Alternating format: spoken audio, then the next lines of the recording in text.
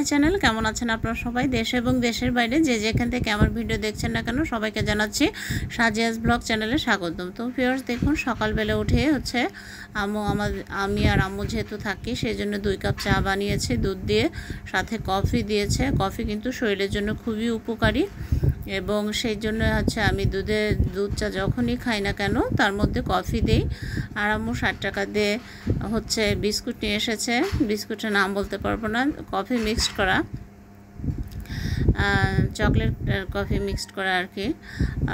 তো সেটা দিয়ে হচ্ছে সকালবেলা আমি আর আম্মু খাবো। আমি প্রতিদিনই ঘুম থেকে উঠে হাত মুখ ধুয়ে ফ্রেশ হয়ে দেন হচ্ছে চা বা কফি খাই। দুধের সঙ্গে বেশি খাই, দুধ আর চা দিয়ে একসাথে। আর আম্মু সকালবেলা নামাজটা পড়ে নিয়েছে, দেন হচ্ছে চা তৈরি করেছে। আমি যখন উঠেছি তখন হচ্ছে আম্মু চাটা বানিয়েছে। এখন আমরা এটা চাটা পরিবেশন করব, তাই ভাবলাম এর সাথে আপনাদের সাথে একটু শেয়ার করি, কারণ চা কিন্তু ভিউয়ার স্বাস্থ্যের জন্য খুবই ভালো। বিশেষ করে কফিটার কথা বলতেছি, ঝিমঝিম এনার্জি যে একটা ভাব থাকে সেটা কিন্তু কভার করে হচ্ছে কফিতে। কফি প্রচুর উপকার। এবং সকালে নাস্তা হিসেবে দেখুন আম্মু হচ্ছে রুটি এবং হচ্ছে পরোটা বানিয়ে নিয়ে এসেছে। 2টো রুটি বানিয়েছে, 2টো পরোটা বানিয়েছে। দোকানের চাইতে কিন্তু বিশাল বড় বড় বানিয়েছে।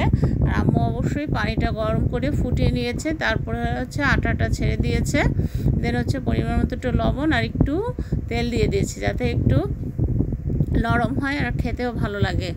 দেখুন আমি আপনাদের একটু ধরে দেখাবো। আর সাথে রয়েছে হচ্ছে সকালে নাস্তা হিসেবে আপনার রুটি এবং পরোটার সাথে হচ্ছে আলু ভাজি করেছে। আলু ভাজিটা আমি একটু খেয়ে দেখেছি, দুর্দান্ত হয়েছে খেতে। যারা যারা এরকম পছন্দ করেন সকালবেলা নাস্তা হিসেবে এভাবে কিন্তু নাস্তাটা পরিবেশন করে নিতে পারেন। আর বড় কথা হচ্ছে সবসময় আমরা হচ্ছে ডিম দিয়ে খাই। আমি ডিম পোস্ট বিশেষ করে ভাজি না, ডিম পোস্টের সঙ্গে হচ্ছে পরোটা বা রুটি দিয়ে খেতে আমি খুবই পছন্দ করি। কিন্তু আজকে বলছে আম্মু ডিম খেতে খেতে আর ভালো লাগতেছে না, সেই জন্য হচ্ছে একটু ভাজি করেন। তারপর হচ্ছে আম্মু আলু ভাজিটা করেছে, একটু মরিচটাও একটু বেশি দিয়েছে। দেখুন আমি আপনাদের ধরে দেখাচ্ছি কীরকম সফট হয়েছে। দোকানেরগুলো যেমন রাবারের মতন কাজ করে, এটা তা না। দেখুন আমি রুটিটাও দেখাচ্ছি ধরে যে খুবই নরম হয়েছে এবং তুলতুলে, বাচ্চা থেকে বয়স্ক মানুষরাও পর্যন্ত খেতে পারবে আম্মু। সেই কারণে হচ্ছে আটাটা কাড়িয়ে দেন হচ্ছে গরম পানি ফুটিয়ে তার মধ্যে হচ্ছে করে পরোটা রুটি বানায়। তো এখন দুপুরের জন্য আমরা হচ্ছে রুই মাছের পোনা মাছ বাচ্চা যেটা সেটা হচ্ছে নিয়েছে 4 পিস। দেখতে একটু ক্যামেরায় ছোট মনে হলেও মাছগুলো বড়ই আছে।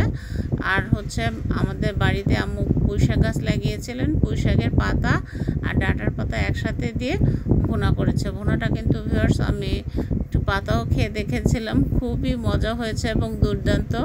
সমস্ত মশলা দিয়েছে, মশলা দিয়ে যেভাবে মাছ ভুনে সেইভাবে ভুনেছে।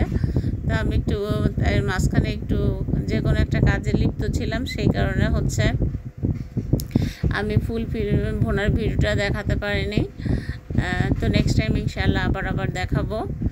তো রুই মাছের পোনা খেতে কিন্তু খুবই মজা লাগে। যারা পছন্দ করেন তারা তো জানেনই যে রুই মাছের পোনা খেতে কত মজা লাগে, মিষ্টি, আমার কাছে খুবই ভালো লাগে।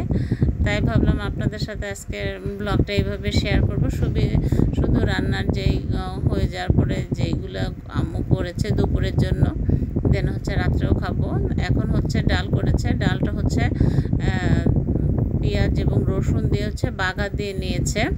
আগে ডালটা সিদ্ধ করে তারপরে যেভাবে ডাল রান্না করে সেভাবে সব কিছু দিয়েছে। এটা না করেছে পাতলা, না করেছে ঘন, মিডিয়াম রেখেছে। আর মিডিয়াম রাখলে কিন্তু ভিউয়ার্স রুটি, তরকারি, ভাত, পরোটা, নান রুটি, এমনি পাউরুটি, গোল রুটি, সেইগুলো সব দিয়ে কিন্তু খেতে খুবই ভালো লাগে। দেন হচ্ছে আমি সন্ধ্যা হলে কিন্তু আবার একটু মুড়ির সাথেও খাই, মুড়ি এবং ডাল দিয়ে খেতে কিন্তু খুবই ভালো লাগে। তাই এই ছিল আমার আজকের সারাদিনের ভিডিওটা রান্নার। আর আজকে আপাতত আর কিছু রান্না হবে না, আমার শরীরটা তেমন একটা ভালো নাই সেই জন্য। তো ভিউয়ার্স, আমার ভিডিওটা যদি আপনাদের কারো কাছে ভালো লেগে থাকে অবশ্যই একটা লাইক করবেন, কমেন্ট করবেন, শেয়ার করবেন এবং বন্ধুদের মাঝে ছড়িয়ে দেবেন এবং পাশে থাকা বেল বাটনটা প্রেস করে রাখবেন, কারণ হচ্ছে আমি যখন